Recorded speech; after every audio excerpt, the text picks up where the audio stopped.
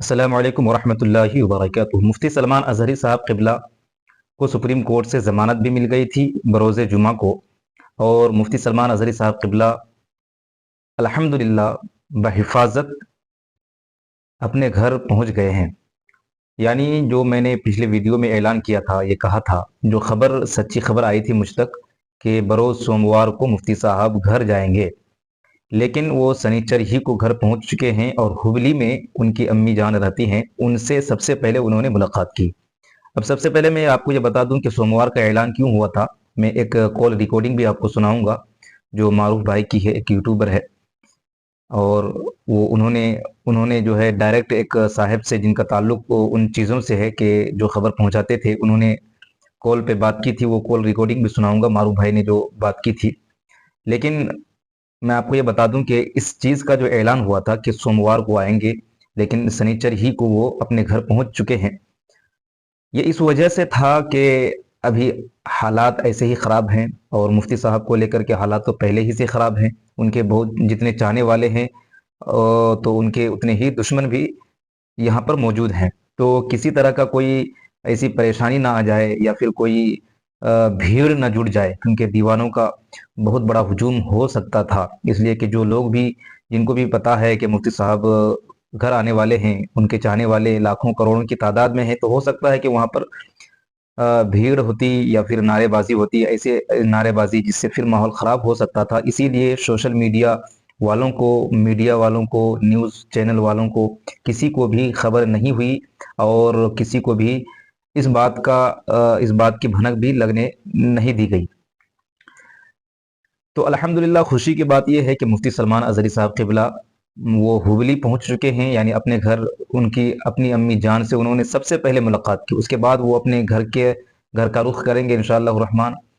اور سب سے بڑی خوشی کی بات یہ ہمارے لیے ہے کہ 10 مہینے سے مفتی صاحب جو جیل میں قید و بند تھے، اب وہ الحمدللہ بحفاظت وہ گھر پہنچ چکے ہیں۔ اور سب سے بڑی خوشی کی بات یہ ہے کہ سپریم کورٹ نے، جو ہمارے ہندوستان کا سب سے بڑی عدالت ہے، اس سپریم کورٹ نے مفتی سلمان اظہری صاحب قبلہ پر لگائے ہوئے تمام الزامات کو بے بنیاد کہا تھا۔ پاسا جو ایکٹ لگا تھا ان پر، اس پاسا ایکٹ کو بے بنیاد کہا تھا۔ ایسا نہیں ہے کہ پاسا ایکٹ کو صحیح کہتے ہوئے اس کو ہٹا دیا گیا، ایسا نہیں، بلکہ اس کو بے بنیاد کہا۔ جس شعر پر ان پر اتنی ایف آئی آر درج ہوئی، ان تمام چیزوں کو سپریم کورٹ نے خارج کیا اور کہا کہ بے بنیاد ہے، اور یہ کہا کہ پاسا ایکٹ ان پر لگایا جاتا ہے جو حقیقت میں دیش کے لیے خطرہ ہو۔ اور یہ شعر جو پڑھا گیا ہے، یعنی آج کتوں کا وقت ہے، کل ہمارا دور آئے گا، اس طرح کا جو شعر پڑھا گیا تھا، یہ شعر کسی ایک کو جو ہے فٹ نہیں کیا گیا ہے، کسی بھی کمیونٹی کو، کسی بھی طبقے کے لوگوں کو اس میں فٹ نہیں کیا گیا ہے، بلکہ ایک شعر جو صدیوں سے لوگ پڑھتے ہوئے آ رہے ہیں، اسی کو مفتی صاحب نے پڑھا تھا۔ تو خیر الحمدللہ خوشی کی بات یہ ہے کہ اب وہ بحفاظت اپنے گھر کو واپس آ گئے۔ اس کے پروف کے لیے آپ پہلے یہ آڈیو ریکارڈنگ، کال ریکارڈنگ آپ سنیے، تاکہ آپ کو بھی تسلی ہو جائے۔ آپ سنیے معروف بھائی کی ایک اور ریکارڈنگ۔ جی مبارک بھائی، جی ہاں بتائیے کیا خوشخبری ہے؟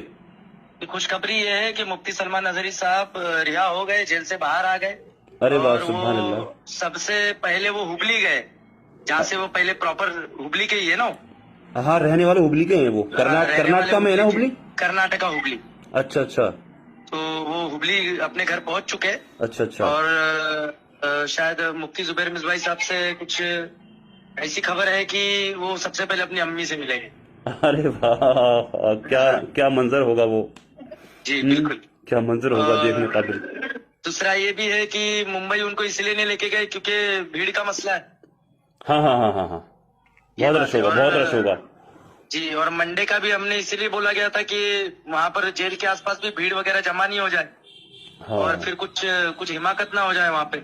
اچھا اچھا، اس لیے یہ مطلب اس خبر کو نہیں پھیلایا گیا تھا، اس وجہ سے بھیڑ نہیں بھاڑ پھیلا کی۔ گیا تھا اس چیز کو، مطلب ورنہ کتنے ٹائم، جی مطلب وہاں سے رہائی ہو گئی تھی، کتنے ٹائم کی بات ہے یہ؟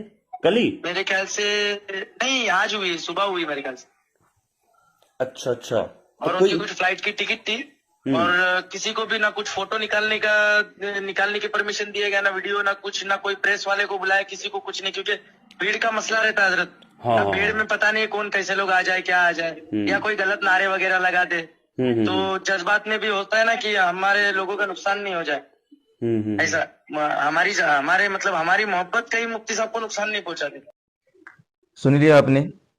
अब तमाम लोगों से इतनी गुजारिश है कि आइंदा मुफ्ती साहब या किसी भी आलिम दीन या किसी भी मुकर्रिर या किसी भी मजहबी शख्सियत जो इस्लामी एतबार से बहुत बड़े मर्तबा वाले हों, उनकी किसी भी बयान क्लिप को तोड़ मड़ोड़ करके आप वायरल बिल्कुल ना करें, अपलोड ना करें सोशल मीडिया पर।